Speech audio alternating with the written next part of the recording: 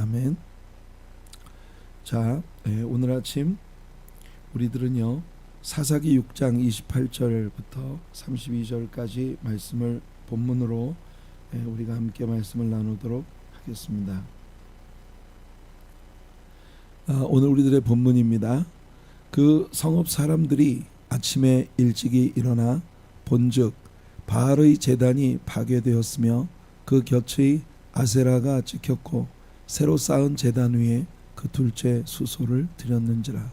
서로 물어 이르되 이것이 누구의 소행인가 하고 그들이 캐어 물은 후에 이르되 요아스의 아들 기드온이 이를 행하였도다 하고, 성읍 사람들이 요아스에게 이르되 내 아들을 끌어내라. 그는 당연히 죽을지니 이는 바알의 제단을 파괴하고 그 곁의 아세라를 찍었음이니라 하니, 요아스가 자기를 둘러선 모든 자에게 이르되 너희가 바알을 위하여 다투느냐? 너희가 바알을 구원하겠느냐? 그를 위하여 다투는 자는 아침까지 죽임을 당하리라. 바알이 과연 신일진데 그의 제단을 파괴하였은즉 그가 자신을 위해 다툴 것이니라 하니라. 그날의 기드온을 여룻바알이라 불렀으니 이는 그가 바알의 제단을 파괴하였으므로 바알이 그와 더불어 다툴 것이라 함이었더라. 네, 오늘 우리들의 본문을 우리가 함께 읽었습니다. 하나님께서 기드온에게 명령하신 대로 기드온이 밤중에 바알의 제단을 모두 부서뜨리고, 그리고 그 아버지의 숫소 가운데 두 번째 퀄리티를 가지고 있는 숫소를 잡아서 바알의 그 제단을 무너뜨린 자리에 여호와 하나님께 제단을 쌓고, 그 옆에 있었던 바알 신상의 옆에 있었던 아세라 목상을 찍어서 그것을 화목으로 삼아 불을 지피고 그 위에 아버지의 송아지를 제사로 바치고, 이런 그 일을 밤새 기드온이 행했는데, 아침이 되어서 기드온이 행한 이 모든 일들이 드러나자 동네 사람들이 와서 기드온을 죽이려고 하는 이런 광경에 기드온의 아버지 요아스가 기드온을 변호하는 그런 이야기를 하고, 그것이 기화가 되어서 기드온이라는 사람에게 여룻바알이라는 새로운 별명이 붙게 되었다라고 하는 것이 오늘 우리들의 본문의 내용입니다. 자, 오늘 우리는 이 말씀을 통해서 거짓 신들의 정체가 드러나다라고 하는 제목으로 같이 말씀을 나누고 있습니다. 우리가 지난 토요일 새벽에는 유튜브 방송이 없었고, 우리 교회에서 현장 예배로 우리가 새벽 예배를 함께 했고, 그 다음에 제가 설교 노트와 음성으로 된 파일을 우리 단톡방에 올려드렸었습니다. 그때의 말씀 속에서 이 기드온이라고 하는 사람이 여호와의 사자의 방문을 받아 은밀한 그 회심의 시간, 다른 어떤 사람도 기드온이 회심한 걸 보지 못했어요. 오직 여호와의 사자의 방문을 받고 여호와의 사자 앞에서 그가 제단을 쌓고 그 여호와 하나님께서 연락해 주신 그런 제단을 바치면서 자신이 완전히 이제 여호와 하나님을 신뢰하고 하나님 안에서 새롭게 일어서게 되었다고 하는 것을 나타내는 그런 그 역사가 있었습니다. 그리고 우리 하나님 앞에 헌신을 하게 되었는데, 그 헌신은 어디까지나 은밀한 중에 세상에 어느 누구도 보지 못한 채 하나님과 기드온 사이에서만 이루어진 그런 은밀한 역사였습니다. 그런데 여호와 하나님께서는 주님을 향한 우리들의 헌신이 어디까지나 은밀한 중에 감춰져 있는 것이기를 바라지 않으신다는 겁니다. 하나님은 우리가 주님께 드린 헌신이, 우리가 주님 앞에 경험하게 된 회심이 어디까지나 세상 모든 사람들이 보고 알 수 있는 그런 그 공개적이고 그리고 실질적인 효과가 있는 그런 헌신이기를 주님은 바라고 계시죠. 이제 하나님께서는 기드온에게 네가 은밀한 중에 나에게 준 그 헌신을 이제는 모든 사람들 앞에 가서 공개적으로 네가 나타내라 라고 하는 명령을 주신 것이고, 그리고 오늘 우리가 본문에서 읽었듯이 기드온은 처음에는 두려움이 있었어요. 두려움이 있어서 이 자신이 행하고 있는 이 일을 곧 온 세상 사람들이 알게 되겠지만 우선은 대낮에 이 일을 하지 못하고 밤중에 모두 잠들어 있는 사이에 기드온이 그 바알 신상과 제단을 다 회파하고 그 옆에 있는 아세라 목상을 찍어서 화목으로 삼아 아버지의 송아지를 번제로 바치는 이와 같은 일을 행했다는 걸 우리가 말씀을 통해 배웠습니다.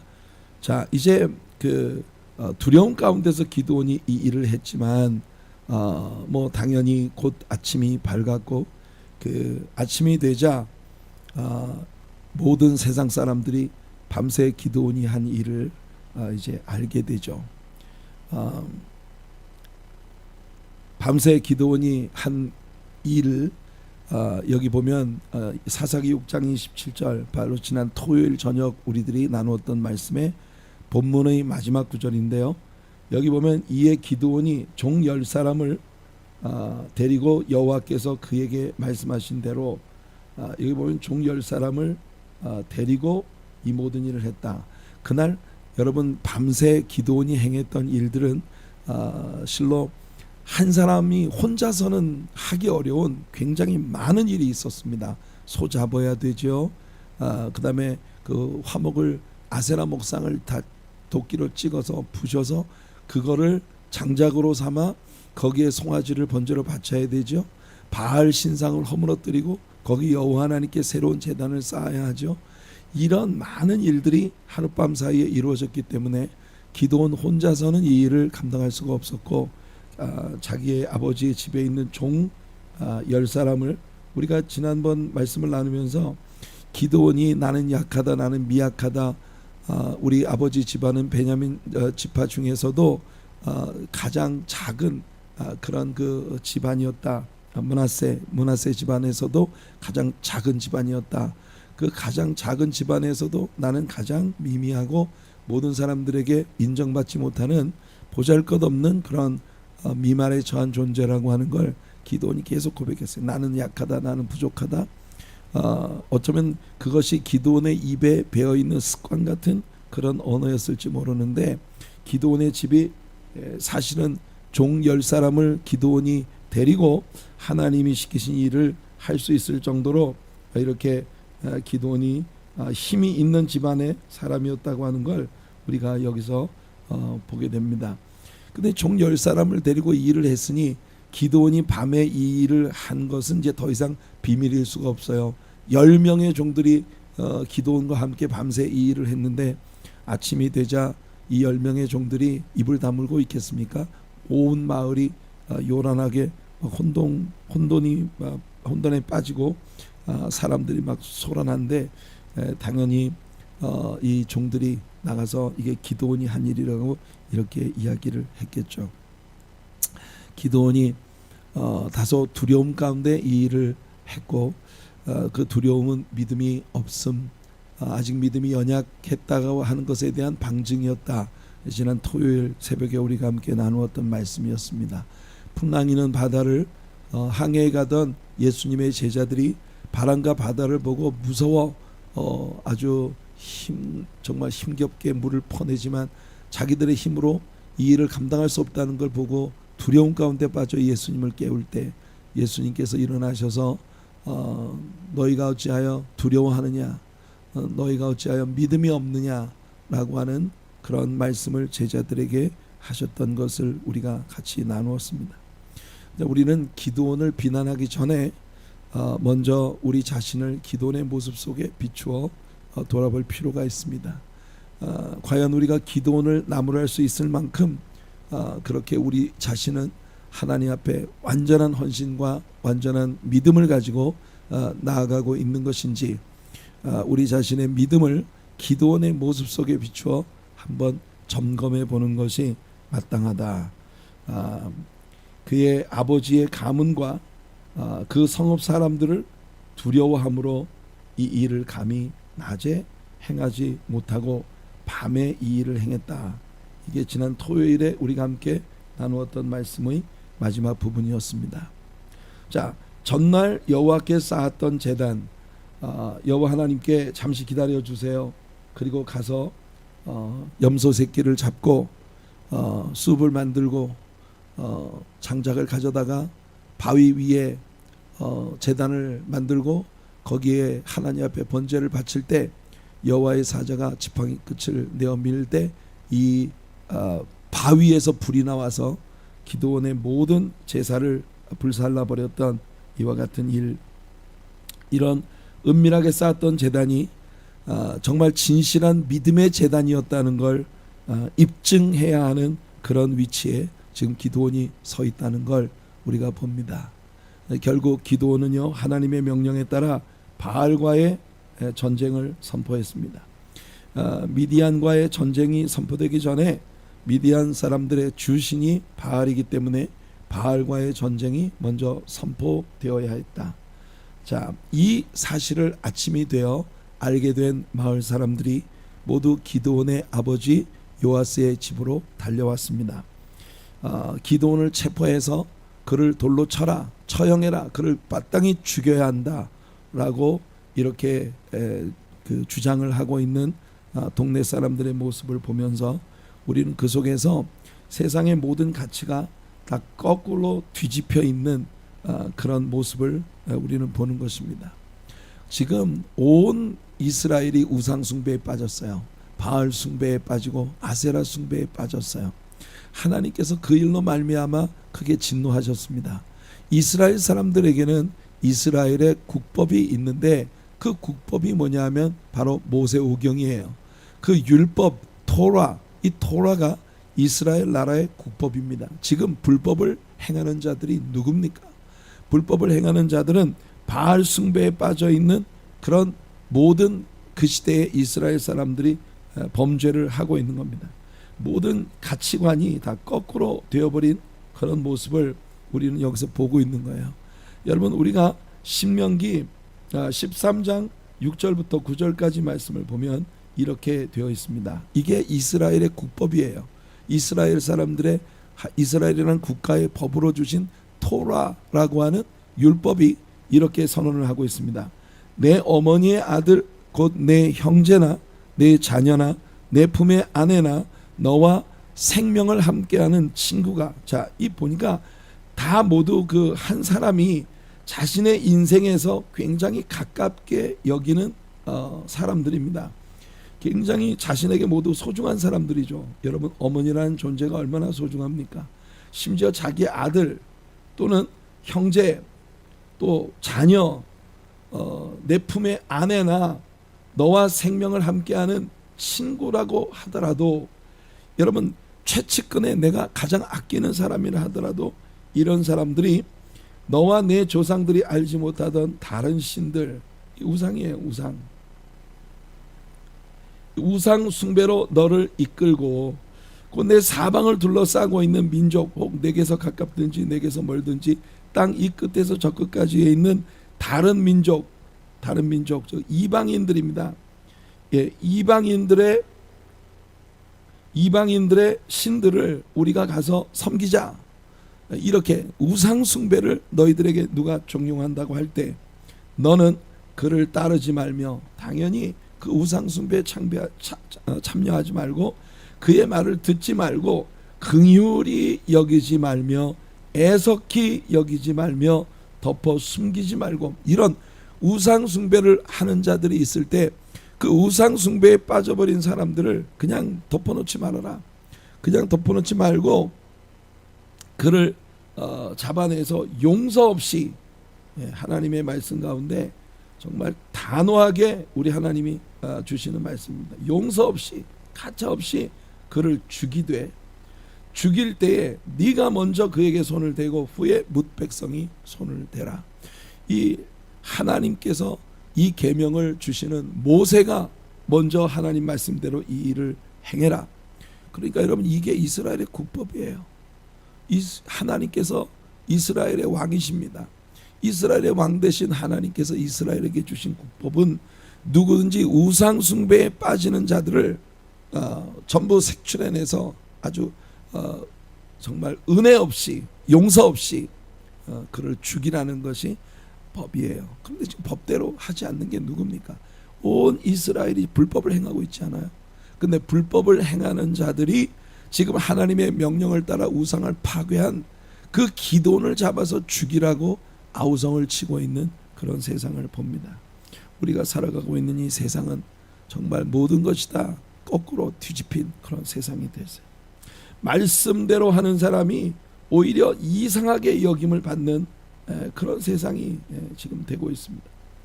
죄는, 성경이 말하고 있는 죄는 보편적 행위로 여겨지고 주님의 의가 오히려 세상을 불편하게 하는 그런 죄로 뒤바뀌고 있는 그런 세상이 되고 만 것입니다.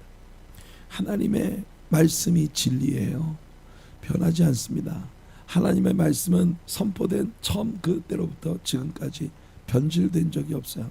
그렇게 하나님의 진리의 말씀을 다 어기고 하나님의 진리의 말씀을 떠나서 살고 있는 것이 보편적인 그런 일로 받아들여지고 있는 그런 세상을 우리가 살아간다고 할 때, 지금은 기드온이 처해 있는 이런 환경이 바로 우리가 살아가고 있는 오늘의 세상의 모습을 거울로 보여주었던 것이라는 걸 우리가 깨닫게 됩니다. 기드온의 마음속에는 당연히 과연 이 일이 어떻게 될까, 하나님은 이 일을 어떻게 처리하실까라고 하는 그런 그 의혹이 마음속에 일어나고 있었겠죠. 과연 이 일이 어떻게 될까, 과연 무슨 일이 벌어질까, 이런 생각으로 기드온이 굉장히 마음이 복잡한 그런 상황이었을 텐데, 이때 하나님께서는요, 하나님 자신이 이 모든 일들에 대해서 책임을 지시고 가장 확실하고 가장 시원한 방법으로 하나님께서 이 모든 일들을 해결하시는 능력을 갖고 계시다는 걸 스스로 하나님께서 증명해 주시는, 여러분, 우리가 하나님의 사이드에 서고 하나님의 명령에 순복하면 하나님은 당신 스스로를 늘 증명해 주시는 일에 실패하지 않으신다. 이게 우리 믿는 사람들이 가져야 할 그런 신앙인 것입니다. 놀랍게도 기드온의 아버지 요아스는 자기의 집안에 바알을 위한 제단을 가지고 있을 만큼 바알 숭배에 열심이었던 인물인데, 그 바알 숭배에 열심을 가지고 있었던 그 기드온의 아버지 요아스가 갑자기 일어나서 기드온을 변호하는 이야기가 이어집니다. 여러분, 정말 이게 놀라운 일이에요. 사실 기드온의 아버지 요아스가 지금 누구보다도 기드온에게 화를 낼 수 있는 참 많은 이유들을 가지고 있어요. 제가 잘 쓰는 말처럼 121가지 기드온에게 화를 내고 기드온을 향해서 동네 사람들과 함께 돌을 던질 수 있는 이유가 분명합니다. 기드온이 자기 아버지가 쌓은 바알의 제단을 무너뜨렸고, 그리고 그 자리에 여호와께 드리는 제단을 쌓았을 뿐만 아니라 자기 아버지 요아스의 재산 목록 가운데 가장 비중 있는 목록 중에 하나인 송아지를 잡아서 그것을 제사로 바치는데, 또 바로 이 바알 신 옆에는 아세라라는 큰 나무로 만들어진 기둥에 새겨진 여신, 이 아세라라고 하는 그 신이 항상 함께 했습니다. 바알은 남신이고 아세라는 여신이에요. 그래서 바알과 아세라는 항상 커플로 함께 갑니다. 그래서 우리가 여러분 아합 왕 때에 이세벨이 이스라엘의 바알과 아세라를 이제 받아들여서 온 이스라엘을 우상 숭배의 죄악에 빠뜨렸던 그런 일을 우리가 열왕기상 18장에서 19장에서 볼 수가 있는데요. 그때도 바알과 아세라를 숭배하는 850명의 이 우상 숭배의 제사장들이 전부 한 몫으로 엘리야와 갈멜산에서 기도의 제단 싸움을 하는 850대 1의 싸움이 벌어진 걸 보는데 바알의 제사장과 아세라의 제사장들이 모두 한 묶음으로 이렇게 여겨지고 있는 그런 모습을 우리가 볼 수 있습니다.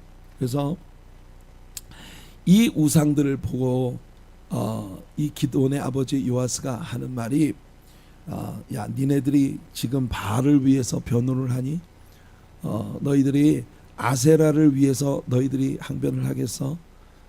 너희들 가운데 바알을 위해 싸우는 자들이 있으면 오늘 밤에 다 하나님의 심판을 받게 될 것이다. 이렇게 요아스가 선언을 합니다. 거의 그 바알과 아세라에 대해서 상당히 비웃는 듯한 그런 그 이야기를 해요. 바알이 신이라면, 바알이 진짜 신이라면 바알이 싸워야지. 바알이 진짜 신이라면 바알이 기드온을 죽여야지. 너희가 뭐야? 너희가 바알의 대변인들이야? 하면서 조롱을 하는 거예요. 근데 우리가 여러분 이사야 선지자의 말씀 가운데 우리가 이사야서 성경 여행을 할 때 우상의 존재에 대하여 이사야를 통해 하나님께서 상당히 그 아주 비평적인 그런 그 우상에 대한 하나님의 마음을 들려주신 적이 있는데 이사야 44장 13절로부터 20절까지 이 말씀을 보면 자 이런 말씀이 나옵니다. 목공은 이 나무를 가지고 일을 하는 크래프트 작업을 하는 사람이에요. 목공은 줄을 늘여 재고, 그러니까 이제 나무를 자르기 전에 산에 가서 나무를 자르기 전에 그 나무를 줄로 재고 붓으로 긋고 대패로 밀고 곡선자로 그어 사람의 아름다움을 따라 사람의 모양을 만들어 집에 두게 하며. 그러니까 여러분이 그 이스라엘 사람들이 우상 숭배에 빠졌을 때 산에 올라가서 야 나무가 이거 아름들이 굉장히 좋은 나무가 있네. 이 나무를 가지고 우상을 만들면 되겠어.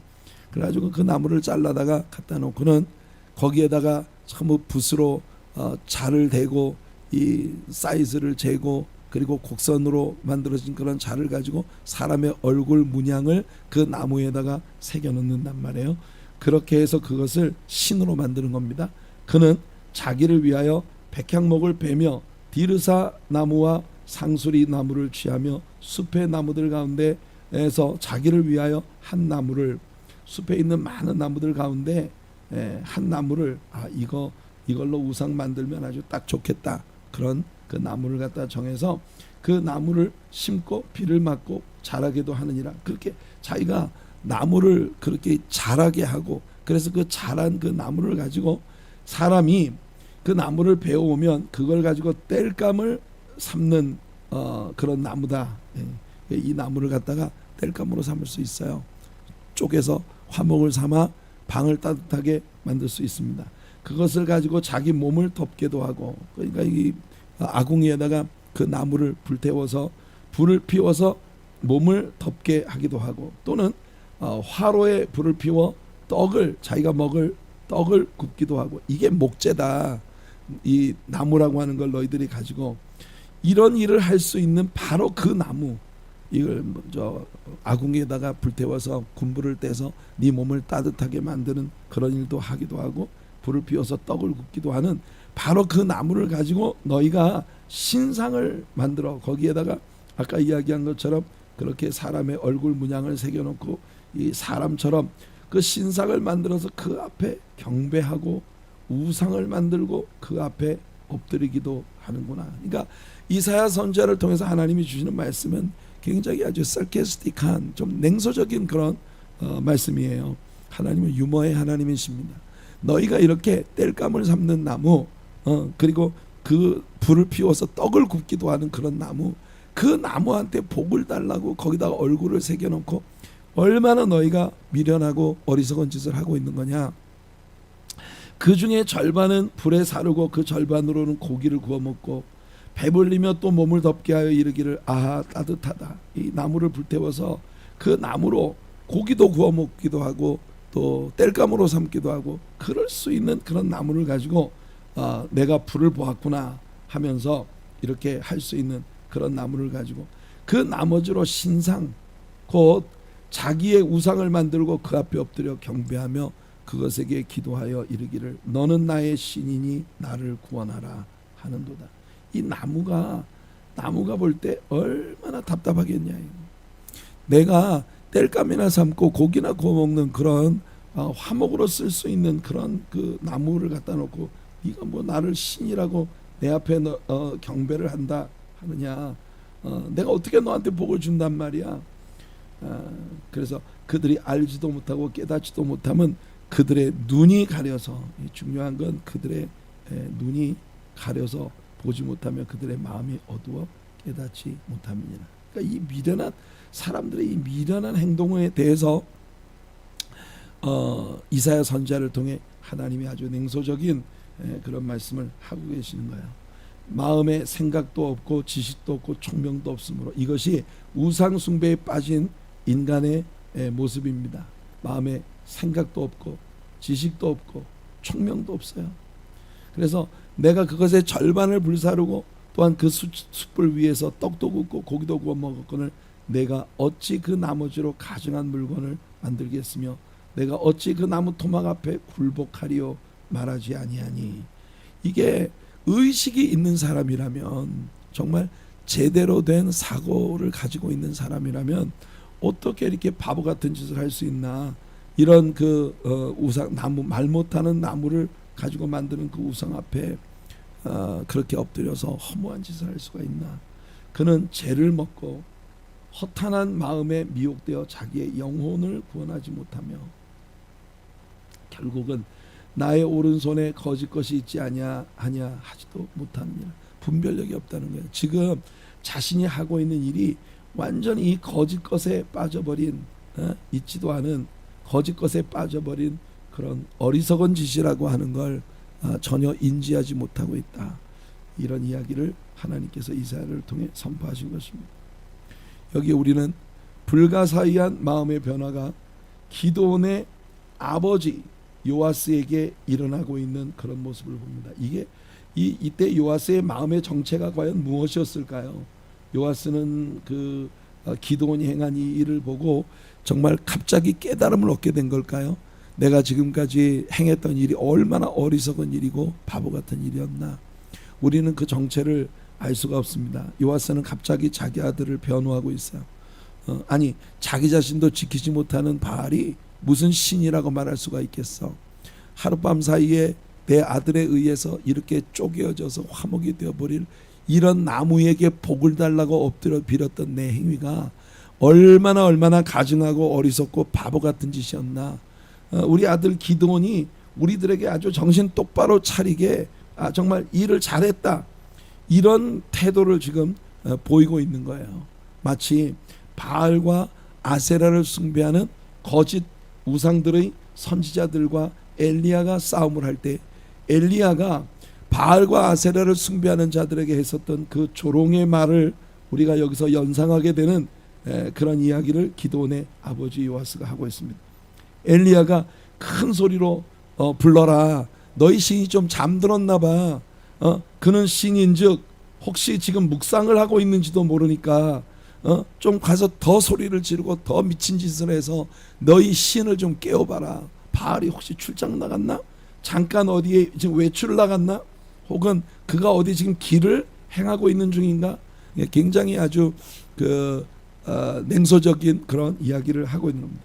혹시 그가 지금 잠이 들어서 깨워야 할지도 모르겠어. 그러니까 더 부지런히 소리 지르고 너희 몸을 막 칼로 막 행하고 자극적인 그런 행동으로 너희 신을 좀 깨워봐라. 바알이나 아세라나 지금 어디 여행을 하고 있는지 잠을 자고 있는지 도대체 알 수가 없구나 하면서 그 엘리야가 조롱하는 그런 이야기를 했는데, 우리는 이런 말씀 속에 담긴 하나님의 유머를 참 사랑합니다. 하나님 정말 유머와 위트가 있으신 분이세요. 그러니까 여러분, 하나님을 신앙하는 사람들은요, 하나님처럼 이렇게 유머가 있고 위트가 있어야 돼요.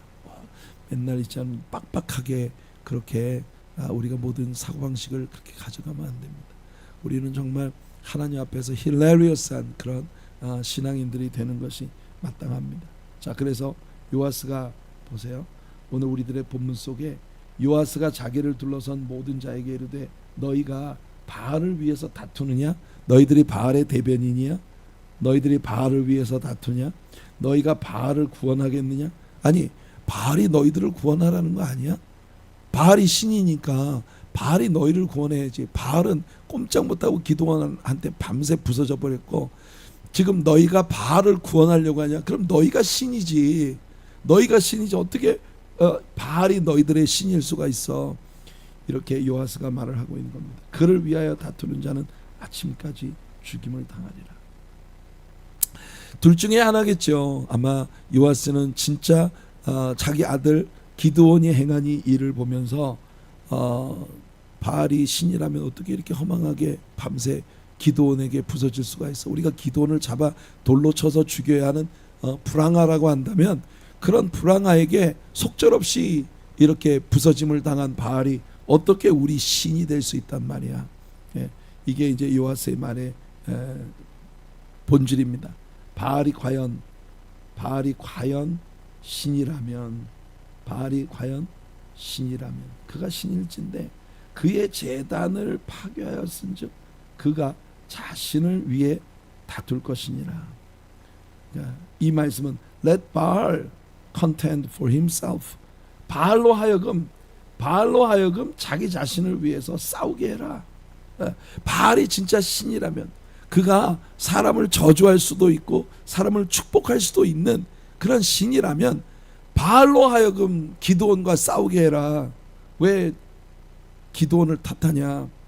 이게 요아스의 말이에요. 그래서 이 기드온의 아버지 요아스의 말 때문에 이때부터 기드온에게 별명이 붙었습니다. 그 별명이 뭐냐면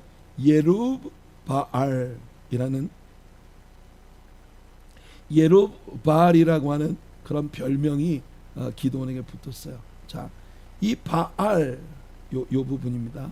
바알. 이 바알이라는 게 신이에요. 신. 바알 신. 근데 그 앞에 나오는 루브, 우리 지금 본문에서는 예루브라고 돼 있는데, 그 루브라고 하는 말이 무슨 말이냐면 fighting, 싸운다. fighting.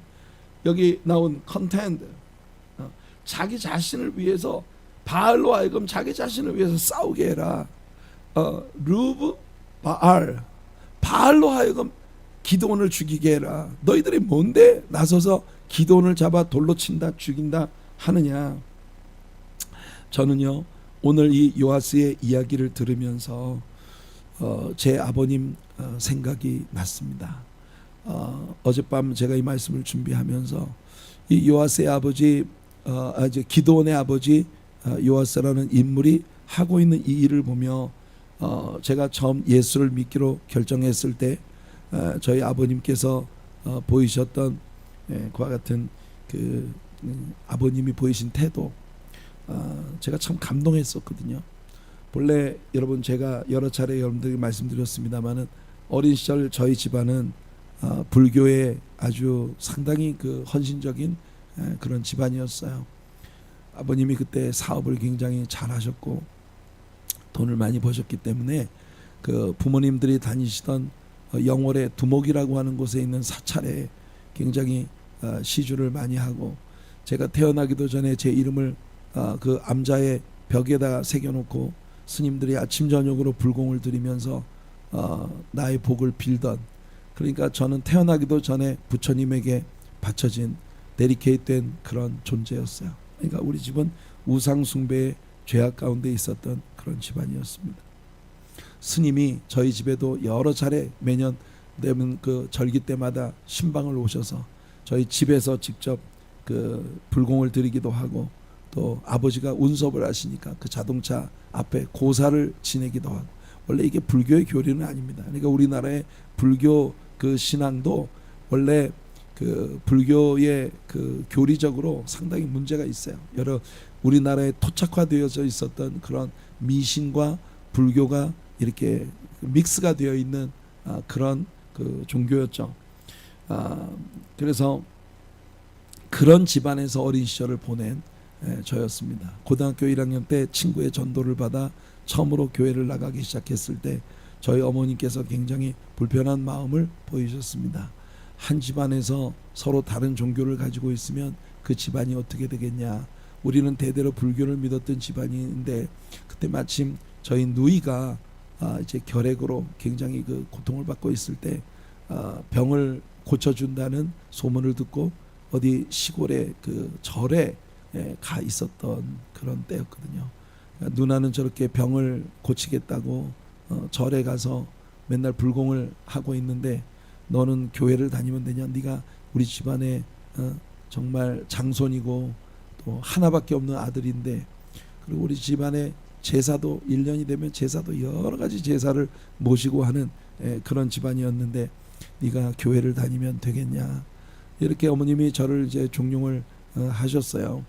그러던 때에 저희 교회의 지도교사 선생님이 저희 아버지 회사로 찾아가서, 그때 이제 서울에 올라와서 아버님이 직장 생활을 하시던 때였기 때문에 아버지 회사로 저희 교회 지도교사 선생님이 찾아갔어요. 저는 그 선생님을 잊을 수가 없어요. 그분은 연세대학교에서 클라리넷을 전공하던 음대생이었습니다.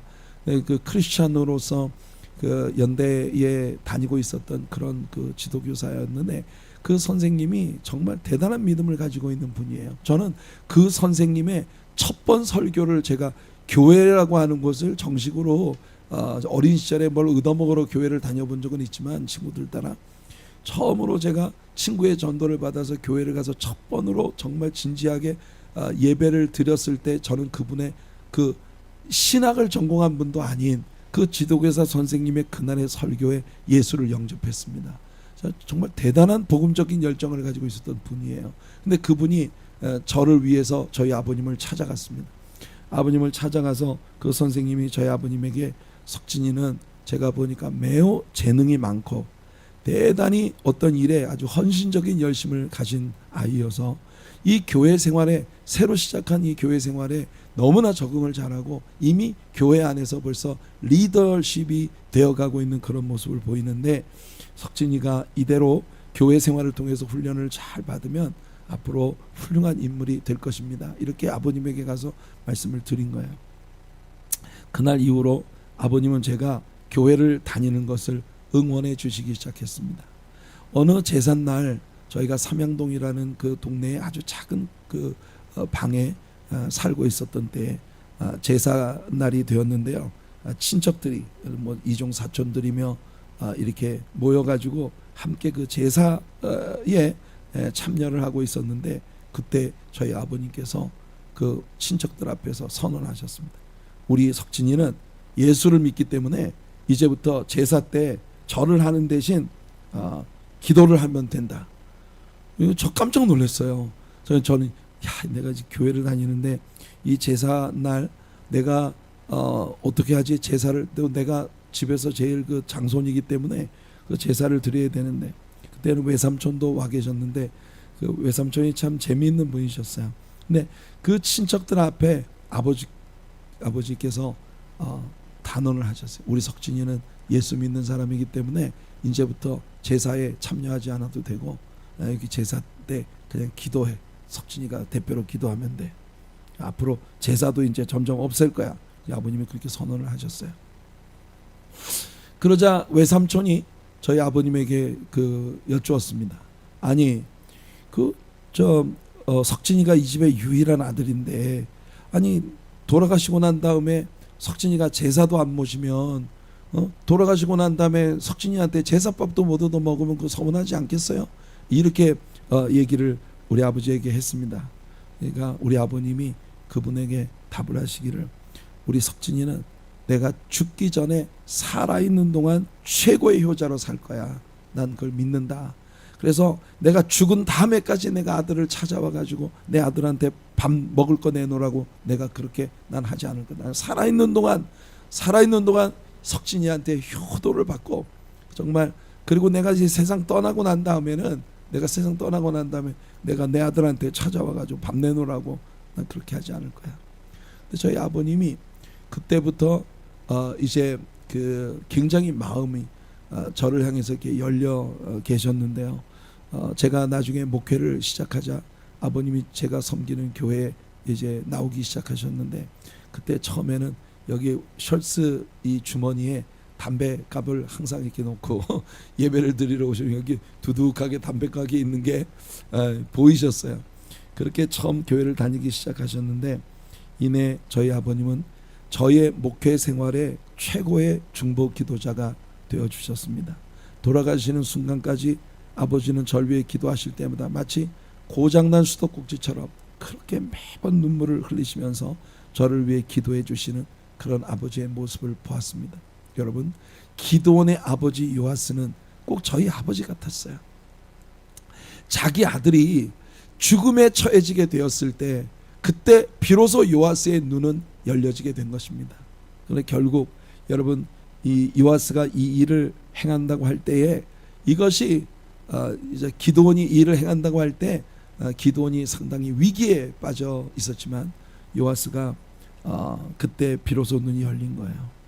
사랑하는 성도 여러분, 어쩌면 오늘 우리가 살아가고 있는 이 세상은 여룻바알이라고 하는 별명이 이제 그 기드온에게 붙여진 것처럼 말이죠. 바알과 더불어서 바알이 너를 칠 거다, 바알이 너를 저주할 거다, 이런 것이 기드온에게 붙여진 별명이었어요. 굉장히 조롱 섞인 그런 별명을 이제 그 기드온에게 붙여주었는데 여러분, 우리는 두려워하지 말고 좌로나 우로나 치우치지 않는 그런 믿음의 성도들로 설 수 있기를 바랍니다. 그러면 하나님이 책임져 주셔요. 오늘 우리들의 적용 말씀은 우리의 적용 말씀은 바로 이겁니다. 왜 얘가 왜 남아 있을까요?